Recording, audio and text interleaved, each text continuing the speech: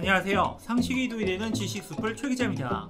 최근 전세계 많은 나라들은 한류 열풍에 푹 빠져 있습니다. K-팝, K-드라마, K-무비 같은 우리의 소프트 파워가 지구촌 사람들의 마음을 휘어잡으면서 한국의 위상이 날로 올라가고 있습니다. 게다가 최근에는 전세계 의료계에서도 한류 열풍이 불어 K-메디컬에 대한 찬사도 끊이지 않고 있는데요. 특히 이번 팬데믹 상황에서 한국의 뛰어난 ICT 역량을 활용한 K-방역과 선진 의료 시스템 덕분에 많은 나라에서 한국을 모델로 삼아 배우고 있습니다.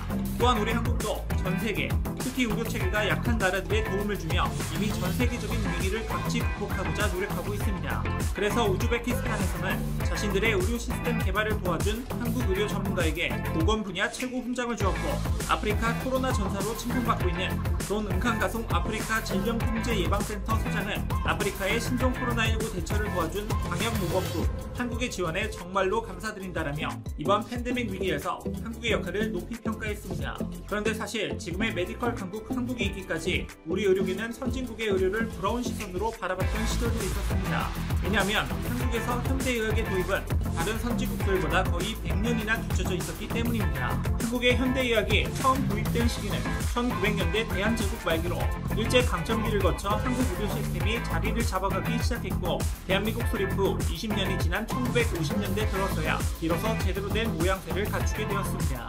상황이 이렇다 보니 우리 국민들도 외국 의료기관에 대한 선망이 생겨 돈이 있다면 해외에 나가 진료받는 것이 당연시되기도 했었고, 실제 의료 수준을 보여주는 여러 지표에서도 우리나라는 선진국에 한참 뒤처져 있었습니다. 그랬던 한국 의료계는 해방 후 50년 동안 비약적인 발전을 거듭해 지금 전 세계에 반전을 일으키고 있습니다.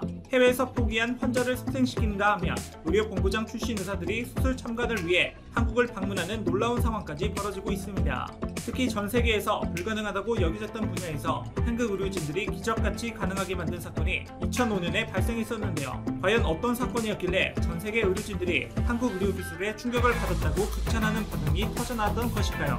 영상 시작 전 좋아요와 구독 부탁드립니다. 2005년 세계 최고의 병원으로 꼽히고 있는 미국 존스홉킨스 병원의 장기이식센터 간이식팀 의료진들이 생체 간이식 수술을 배우기 위해 삼성서울병원을 찾아 약 한 달 일정으로 연수를 받았다는 사실이 알려져 화제가 들었습니다. 특히 센터장인 로버트 몽고메리 교수는 신장이식 거부 반응을 제거하는 기술을 세계 최초로 개발한 의학계 권위자이지만, 한국은 생체 간 이식 등의 분야에서 독보적인 기술을 확보하고 있고 수술 성공률과 생존율이 그 어떤 나라보다 뛰어나 연수국으로 한국을 택했다라고 말해 한국의 의료 수준이 높다는 것을 전 세계에 알리는 계기가 되었습니다. 게다가 간이식의 본고장으로 알려진 독일 하노버 대학 의학팀도 이미 오래전부터 수술 참가를 위해 한국을 방문하고 있습니다. 그들이 주로 배우고자 하는 것은 두 사람의 간 일부를 떼내 한 사람에게 이식하는 듀얼 간이식, 즉 2대1 생체 간이식 수술인데요. 재미난 사실은 이 수술 방법을 세계 최초로 개발한 서울 아산병원 이승규 교수가 1992년에 하노버 대학에서 간 이식 연수를 받았다는 사실 때문에 독일 의료계에서도 깜짝 놀랐다고 합니다. 불과 몇 년이 지나지 않아 스승과 제자의 입장이 완전히 뒤바뀐 것이죠. 실제로 한국 의료계는 최근까지도 많은 나라에서 포기한 환자들까지 끝까지 살려내는 위험을 보여주고 있는데요.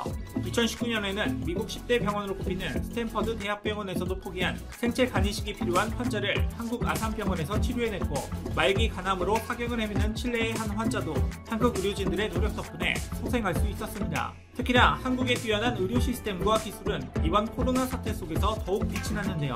지난 9월에는 코로나19 확진을 받은 러시아 국적의 60대 중증 간암 환자가 한국에서 코로나19와 간암 치료를 모두 성공리에 받고 돌아가는 기분 좋은 사례도 있었습니다. 이처럼 한국은 과거 의료 시스템과 기술을 배우던 입장에서 이제는 한국의 뛰어난 의료 기술을 알려주는 것뿐만 아니라 수많은 나라에서 포기한 환자까지 살리고 있는 나라로 변모했습니다. 그래서 지금까지도 국내 병원을 찾아오는 외국 의사들의 발걸음이 계속 늘어나고 있고, 이것은 국내 의료진의 치료 기술이 세계적 수준이 될 것을 반영하는 현상인데요. 이러한 사실을 잘 알고 있는 권위 있는 해외 의료 전문가들도 학술 대회 참석을 위해 한국에 올 때마다 항상 놀라운 경험을 한다. 복강경 장비를 이용한 한국 의료진의 우수한 간 이식 수술 기법은 아무리 배워도 감탄사가 절로 나온다며 부러움이 가득한 시선으로 한국의 의료 수준에 대해 평가하고 있습니다. 또한 많은 나라에서 간과 관련된 질병뿐만 아니라 위암부터 다양한 외과 수술까지 의료를 목적으로 우리나라에 찾아오고 있습니다. 이제는 의료 선진국이라고 불리는 미국이나 일본보다 우리나라가 웬만한 수술 실력은 훨씬 앞서 있기 때문이죠. 일례로 미국에서 위암 수술을 가장 많이 맡았던 위암 관련 권위자인 하버드 의과대학 교수 중에 한 분은 어머니가 위암 진단을 받았을 때 미국이 아닌 한국 대학병원 교수에게 수술을 맡겼다고 합니다. 그만큼 한국 의료진의 신뢰도가 높았다는 건데, 여기서 놀라운 사실은 이게 2008년 일이라고 합니다. 10년도 더 된 그 시절부터 이미 우리나라의 수술 실력이 뛰어났다는 겁니다.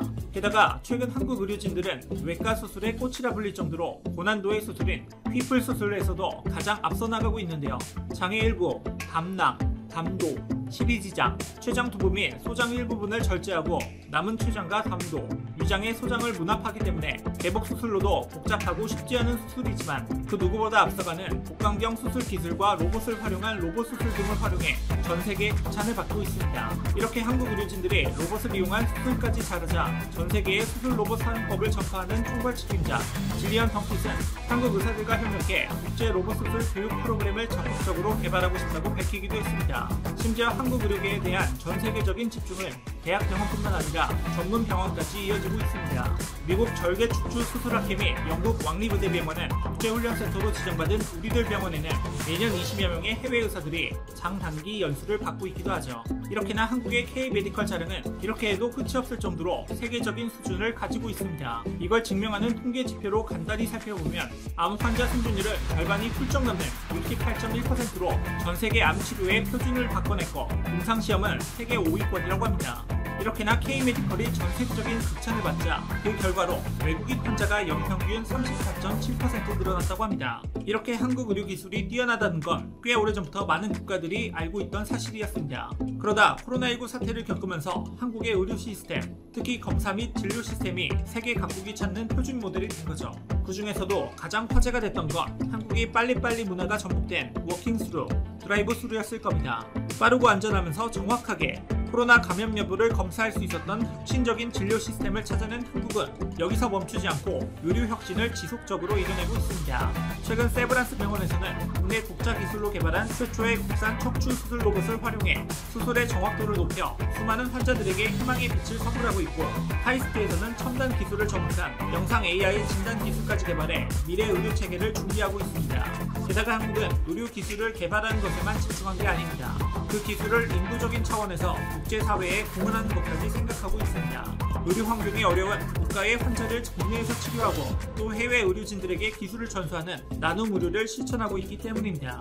여러분도 이렇게 사회적 가치까지 실현하면서 우리의 위상을 높이고 있는 한국 의료진들 덕분에 머지않아 미래에는 대한민국이 전 세계 의료 관광의 중심 허브가 될 것이라고 생각하시지 않나요? 이와 관련된 여러분들의 다양한 의견 댓글로 남겨주시면 감사하겠습니다. 혹시 주식하시는 5일 일본 기상청에 따르면 이날 오전 10시 현재 중심기압이 971헥토파스칼, 최대 순간 풍속 초속 50m에 달하는 제14호 태풍이 시코쿠 지방에서 속도로 북상하면서 10일 서일본, 11일 동일본 지역에 보고 폭풍 피해가 예상된다. 나무 명칭을 딴 자동차 함은 라오스에서 제출한 이름이다. 일본 기상청은 동쪽으로 강우 전선이 길게 뻗은 이 태풍의 남쪽으로부터 습한 공기가 유입돼 강풍 피해와 더불어 일본 전역에 호피해를 일으킬 우려가 있다며 철저한 대비를 당부했다. 일부 지역에서는 강우량이 500mm를 넘을 것으로 예보돼 토사 붕괴, 저지대 침수, 하천 범람이 우려된다. 주일 한국대사관은 이와 관련해 제14호 태풍이 가고시마 남쪽 해상에서 간토 지역 해상으로 북상할 예정이라며 보고 강풍 등에 주의하라고 당부했다. 우리 기상청은 차룸이 10일 일본 오사카 남쪽 해상을 지나 11일 센다이 동쪽 해상에 이른 뒤 전차 소멸할 것으로 예상했다. 우리나라는 차룸의 강풍 반경에 들어가지 않는다. 간접 영향은 있어 10일 아침부터 낮 사이 강원 영동과 경북 동해안에 가끔 비가 오고 제주도는 새벽에 한때 비가 오는 곳이 있을 것으로 예상된다. 디지털 엔화 내년 실적 실험 일본의 현금 조직 꺾일까? 일본은행이 내년부터 중앙은행이 발행하는 디지털 통화에 관한 실증 실험을 하기로 해 결과가 주목된다.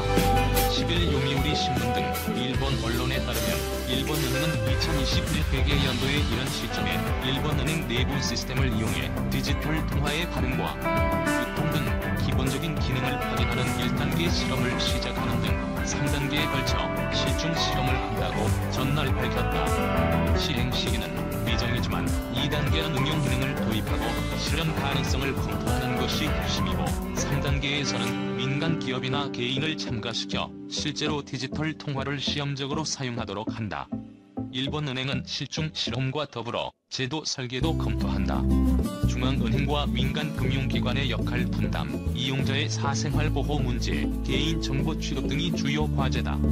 일본은행은 현 시점에서 중앙은행에 의한 디지털 화폐를 발행할 계획은 없다는 입장이지만 장래 발행을 염두에 두고 준비의 속도를 내는 것이라고 요미우리는 전했다.